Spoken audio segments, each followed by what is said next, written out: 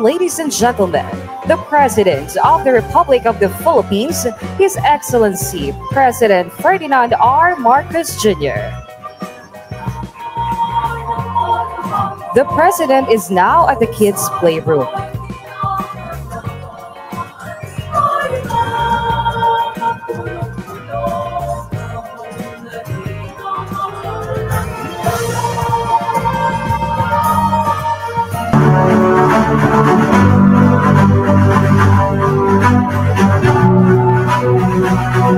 Pagpasok ko, napansin ko kaagad na malawak yung building, tsaka mas marami ng upuan. Yung mga pasahero, komportable na po sila. Maganda na po at tsaka maluwag. Komportable na po yung mga pasahero na papuntang Camiguin. Ang napansin ko po dito sa bagong passenger terminal building is nasusolusyonan po yung masikip na PTB. May aircon na tapos dati wala pa. May nabigay na po sila ng sapat na pasilidad kagaya ng mga upuan, comfort rooms, at saka mga ticketing booths na siyang nagbibigay na at nagpapadali ng proseso sa pagbiyahe.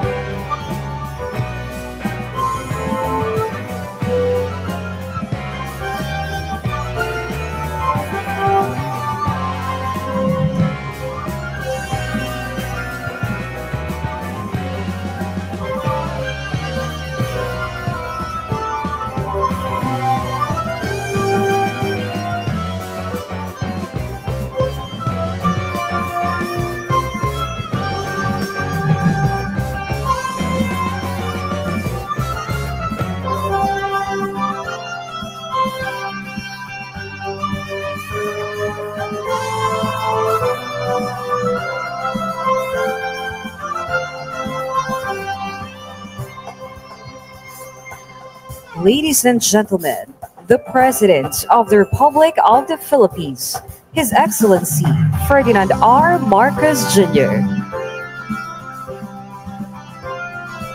May we invite the President, together with Transportation Secretary Vince Dizon, Mindanao Development Authority Secretary Leo Magno, Special Assistant to the President Antonio Ernesto Lagdameo Jr., BPA General Manager J. Daniel Santiago to lead the unveiling of the Balingon Port Expansion Project Marker.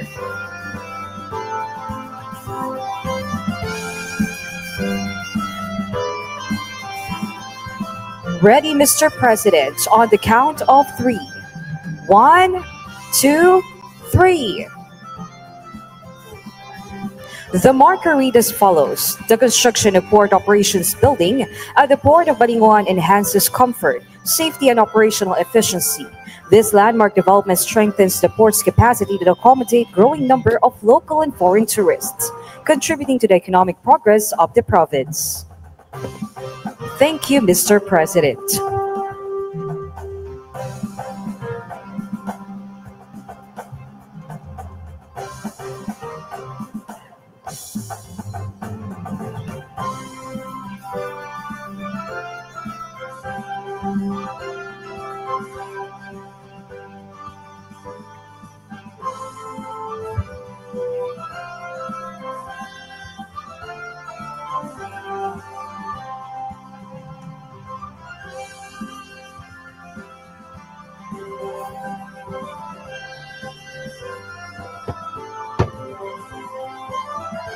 Now may we invite the presidents for a quick tour of the port.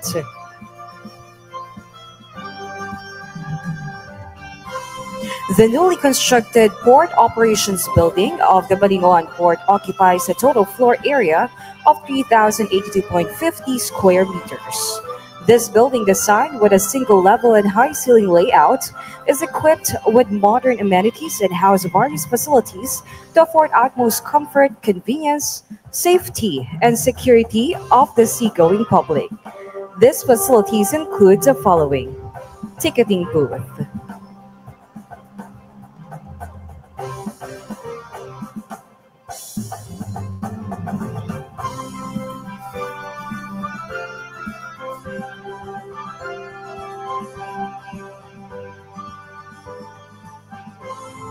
the president is now at the security inspection X-ray area.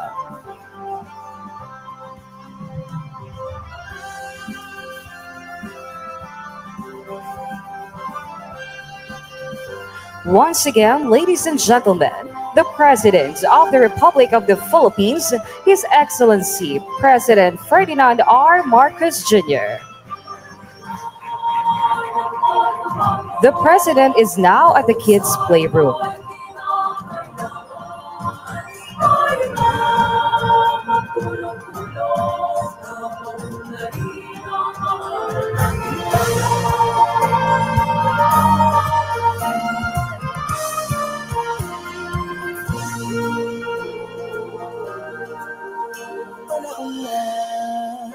Pagbabago dahil sa ito ay kinakailangan tayo na magtulong-tulong na paunlarin ang mahal na. The President is now at the prayer rooms.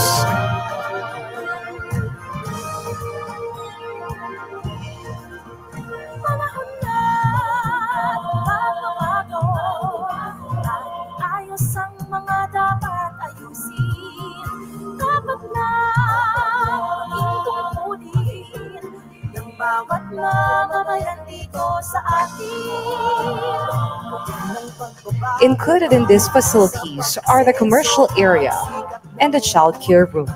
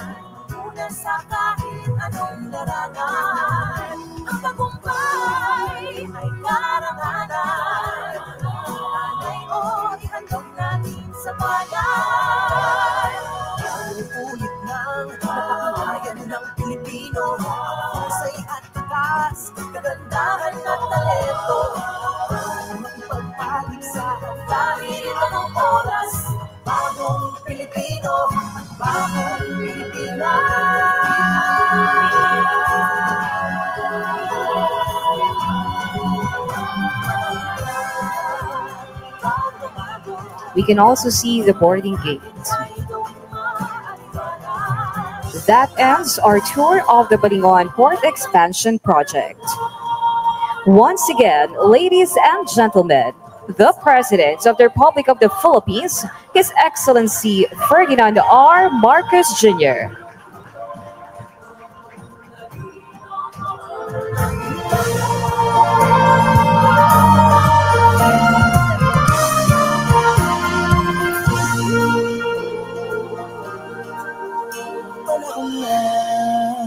Pagbabago dahil sa ito ay kinakailangan. We may now be seated.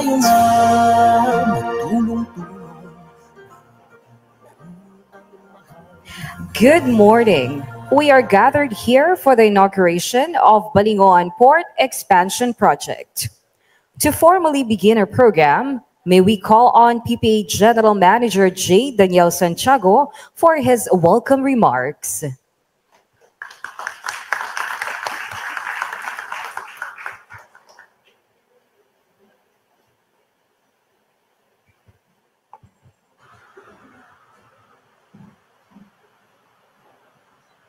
sa atin pong pinakamamahal na Pangulo, President Ferdinand Bongbong Marcos Jr., mga kagalang-galang na panauhin, mga kasama sa pamahalaan, at higit sa lahat, sa masisipag at mapagmalasakit na mga mamamayan ng Misamis Oriental at Camiguin, magandang umaga po sa inyong lahat. Isang makasaysayang araw po ito para sa ating lahat. Ang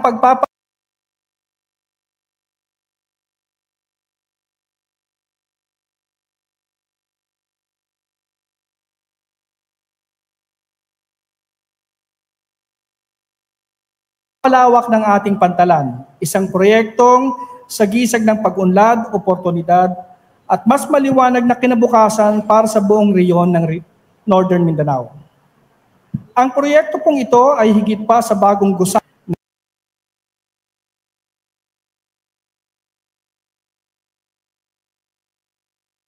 ng pagbabago at pagpapahusay ng ating naisakatuparan.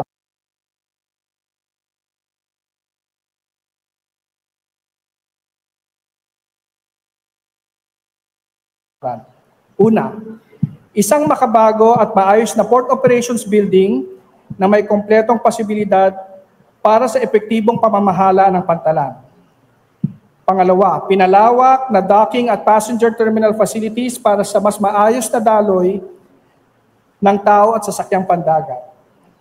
Pangatlo, in-upgrade ng mga utility systems, kabilang na ang para sa kaligtasan, komunikasyon at logistics. At pang-apat, mas pinadaling access para sa mga biyahero, negosyante at turista. Dahil dito, inaasahan nating mababawasan ang siksikan, mapapabilis ang biyahe, at higit sa lahat, mas magiging ligtas at komportable ang karanasan ng ating mga kababayan at mga turista. Ang bagong pantalan na ito ay handa nang tumanggap ng mas maraming biyahero, negosyo at oportunidad. Ang epekto ng proyektong ito ay mararamdaman hindi lamang sa Balingoan kundi sa buong Misamis Oriental at Camiguin. Mula sa ating mga mangingisda at magsasaka na nagdadala ng produkto sa pamilihan, sa mga negosyante at stakeholders sa turismo, hanggang sa mga estudyante at pamilyang bumabiyahe. Para sa inyong lahat po ito. Ito ay infrastrukturang para sa bayan, para sa kinabukasan. Hindi po natin mararating ito kung wala ang matatag at may malasakit na pamumuno ng ating Pangulo. Sa ngalan ng sambayan ng Pilipino, taos-puso po nating pinasasalamatan ng ating Pangulo, Pangulong Ferdinand Marcos Jr., sa kanyang Build Better More na programa na patuloy na naghahatid ng pagbabago sa bawat sulok ng ating bansa, lalo na sa mga lalawigan. Gayon din, isang malaking pasasalamat sa ating kalihim ng Kagawaran ng Transportasyon, Secretary na ito ay bunga ng pagtutulungan ng pambansang pamahalaan, lokal na pamahalaan, pribadong sektor at ang bawat miyembrong kumilos at tag-ambag. Ngayon po, ang hamon sa atin ay gamitin ito ng lubusan para sa pag-unlad ng ekonomiya, paglikha ng hanap buhay at pagsigla ng turismo sa rehiyon. Sa ating mga kababayan sa Misamis Oriental at Camiguin, ang pantalan na ito ay para sa inyo. Naway magsilbing paalala ito na kapag tayo nagkakaisa, wala pong imposible. Kahit sa pinakatimog o pinakahuling baybayin ng ating kapuluan, ang ilaw ng pag-unlad ay tiyak na sisikat. Mabuhay po kayong lahat, mabuhay ang Balingoan Port. Maraming salamat at magandang umaga po. Thank you, General Manager Santiago. To give us his message with an audiovisual presentation, may we invite Transportation Secretary Vince Dizon.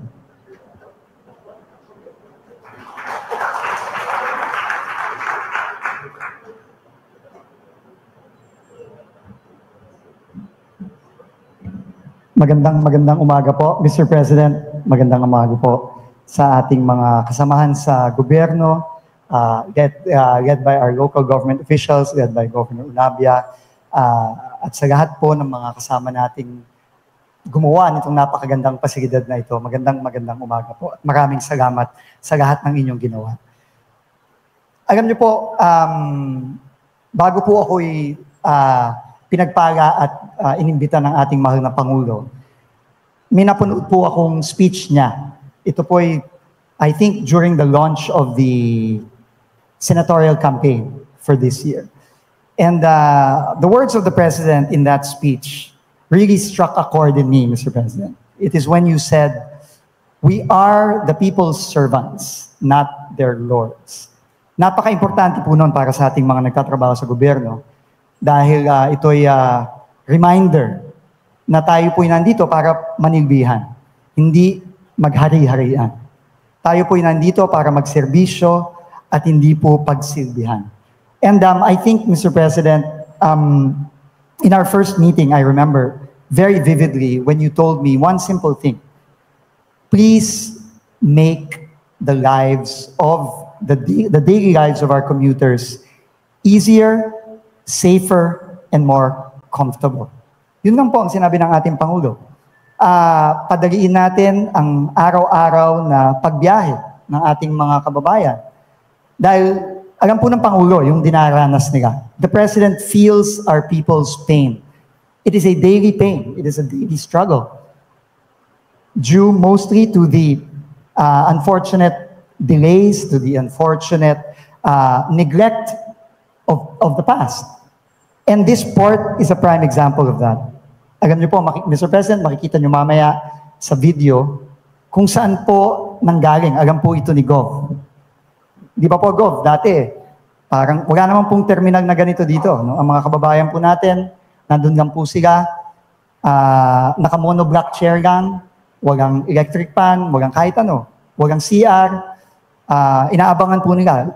Halos 1,000 po, araw-araw ang dumadaan dito na walang pasilidad.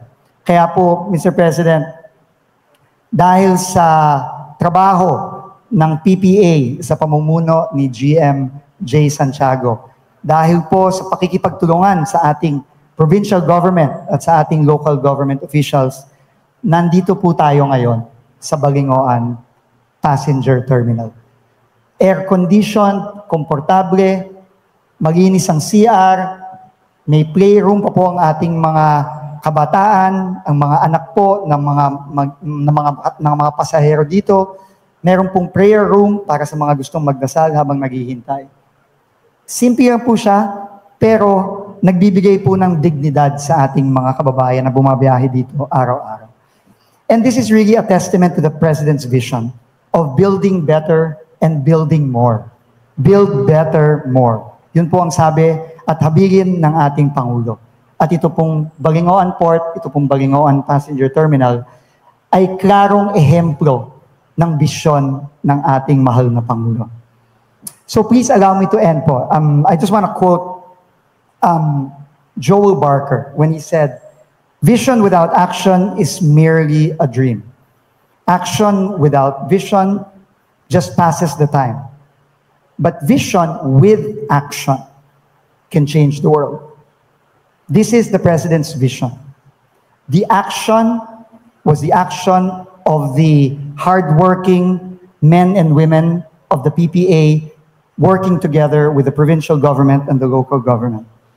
And together, guided by the President's vision, we have turned this vision to build better and build more into real progress that people can feel every day. 1,700 passengers every day po, Mr. President, ang dumadaan dito. At dadami na lang po at dadami niyan. Sabi nga po ni Gov at ni GMJ, from one route, which is Balingoan to Camiguin, dahil po sa kagandahan nitong infrastructure na ito, manganganak na po ito at pupunta na po ito sa iba't ibang lugar, hindi lamang sa Mindanao, kundi pati sa Visayas. And that is the proof of the authenticity of the President's vision. That from his vision has been born this terminal for the people. And through our collective action, it is built for one purpose, to make the life of the Filipino, especially those from Misamis Oriental and Camiguin, better. Maraming salamat po. And again, thank you very much, Mr. President. Maraming salamat po. Now we can watch a short video presentation prepared po by the PPA para lalo pa po nating ma-appreciate itong napakandang facility na ito.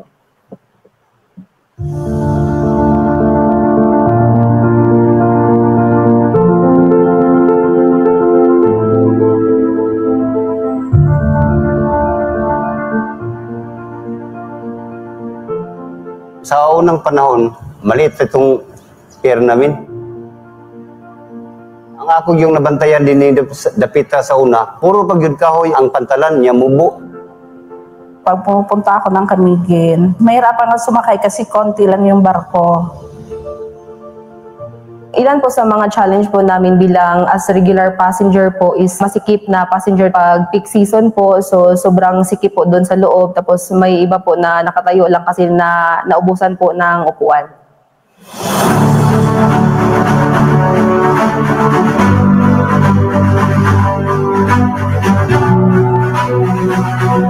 Pagpasok ko, napansin ko kaagad na malawak yung building, tsaka mas marami ng upuan. Yung mga pasahero, komportable na po sila. Maganda na po at saka maluwag. Komportable na po yung mga pasahero na papuntang Camiguin. Ang napansin ko po dito sa bagong passenger terminal building is nasusolusyonan po yung masikip na PTB. May aircon na tapos dati wala pa. May nabigay na po sila ng sapat na pasilidad kagaya ng mga upuan, comfort rooms, at saka mga ticketing booths na siyang nagbibigay na at nagpapadali ng proseso sa pagbiyahe. After ng magka-COVID pandemic, we see a resurgence ng tourism industry. The Camiguin province had been so intensive sa kanilang campaign to increase their tourism industry. That's one of the factor na kino-consider ng PPA para magtayo ng mas bigger na facility to accommodate more passengers at lalong-lalo na mas maging convenient, comfortable, at maganda yung biyahe nila. So, nagpasalamat ko nga doon na improvement sa TPS nga pag lambo aron pagdako sa mga building aron ang tanan nga mga pasahero, ingon man mga bisita nato mga turista, ma-accommodate sa sulod gid ako naman nga tong pantalan dili pre sa una nga gamay. Maraming salamat po talaga kasi nabigyan na po ng maayos at organisadong port ang Balinghoan, tapos may komportabling lugar na yung mga pasahero. Maraming salamat po sa Philippine Ports Authority at saka po sa DOTR na nakaprovide po sila dito sa proyekto na to. Kampante na yung pasahero at saka po safety yung pagbiyahe. Nagpapasalamat ako sa Philippine Ports Authority at saka DOTR na nakapagpatayo sila ng ganito kalaking building para sa aming mga pasahero.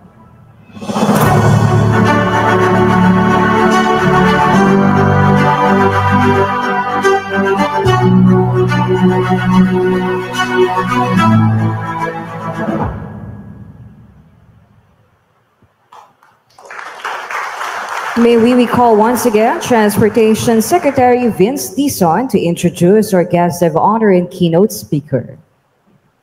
Again, ladies and gentlemen, we would like to thank the President. And ladies and gentlemen, I have the honor of introducing the President of the Republic of the Philippines, President Ferdinand Marcos Jr.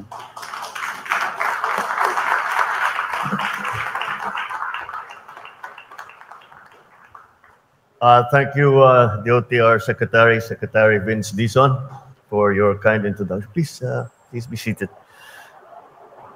The Mindanao Development Authority Secretary Leo Magno, Special Assistant to the President, Secretary Anton Lagdameo, Communications Secretary J. Ruiz, the Philippine Ports Authority General Manager J. Santiago, Misamis Oriental Provincial Governor Peter Unabia, Misamis Oriental 1st District Representative Christian Unabia, Balinghoan Municipal Mayor Eran Unabia, my fellow workers in government, ladies and gentlemen, magandang umaga po sa inyong lahat. Natutuwa akong makita ang sigla, ganda, at patuloy na pag-unlad ng Miss Or. Narito kami upang saksihan ang pagbubukas ng mas pinalawak na pantalan ng Balinghoan. Ang proyektong ito ay bunga ng pagsisikap ng DOTR at ng PPA, Philippine Ports Authority. Sa pagtutupad ng kanilang tungkulin, mayroon na tayong mas malawak na backup area, ro-ro ramp at port operations building. Mga pasilidad na tiyak ay makakapagbigay ng mas maayos na daloy ng tao at ng ating mga produkto. Hindi maikaila ang magiging kontribusyon ng Balinghoan Port dito sa iyong lalawigan, maging sa karatig probinsya pati. Magbibigay daan ito sa mas mabilis at madaling daloy ng mga produkto at mga tao na siya naman ang magbibigay daan sa pag-uunlad ng kalakalan at turismo sa inyong probinsya at ang mga karatig na lugar at sa buong region. Ang pantalan ng Balinghoan ay mahalagang daanan papunta sa Camiguin, na tulad ng Miss-Or ay isang napakagandang probinsya rin dahil sa taglay ng mga malakristal na dalampasigan at nakakamanghang tanawin ng mga bulkan. Sa pagsasaayos natin sa pasilidad na ito, asahan natin na lalakas ang turismo, bubuhos ang negosyo, lalago ang ekonomiya, at higit sa lahat, mas gaganda ang kabuhayan ng mga tiga Misamis Oriental. Isa lamang po ito sa aming mga proyekto. Ito yung sa aming mga ginagawa upang gawing makabago ang mga pantalan sa ating kapulungan. Nitong nakaraang taon, natapos natin ang pagpapalawak ng passenger terminal building ng pantalan naman ng Batangas. Sa ngayon, ito ay kayang tumanggap ng hanggang 8,000 pasahero na. Malayo sa dating 2,500 lamang na pasahero na seating capacity nito dati. Nariyan din ang Curimao Port Expansion and Restoration Project doon sa amin, sa Ilocos Norte. Kabilang sa mga layunin ng mga proyektong ito ay ang higit na pagtibayin ang kapasidad ng pantalan para sa operasyon ng mga cruise ship na lubos na makakatulong na pagpalakas sa turismo ng bawat lalawigan. Sa Visayas naman, sinimulan na natin ang pagtatayo ng New Cebu International Container Port. Ang pantalang ito ay magpapabilis pa sa daloy ng mga kalakalan sa gitnang bahagi ng ating bansa.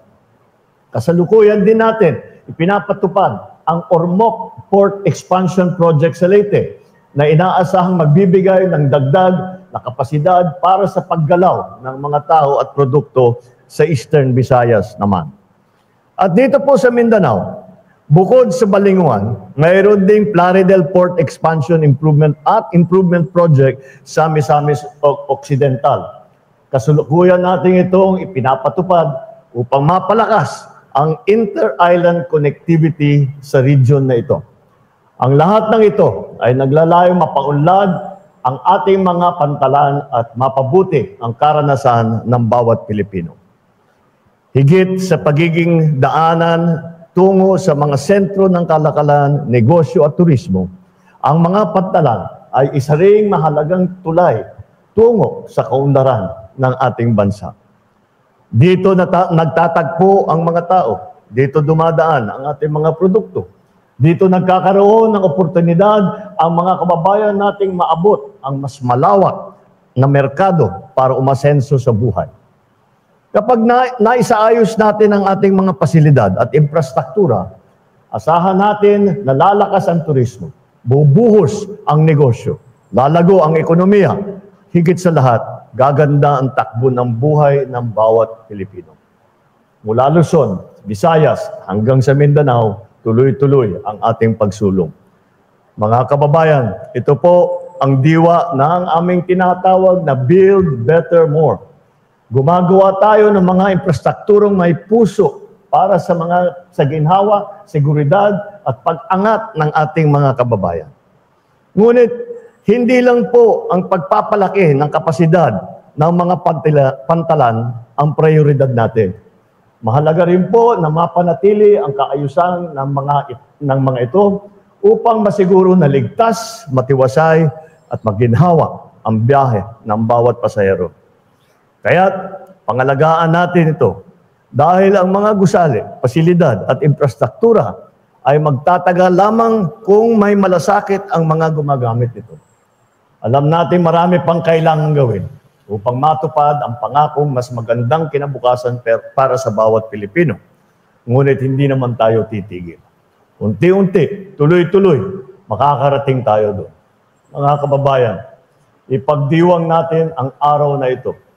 Isang makabuluhang hakbang pasulong para sa mas maginhawa, mas maayos, at mas maaasahang biyahe para sa bawat Pilipino. Maraming salamat po. Mabuhay ang Balinguan, mabuhay ang bagong Pilipinas. Magandang umaga po sa inyo lahat.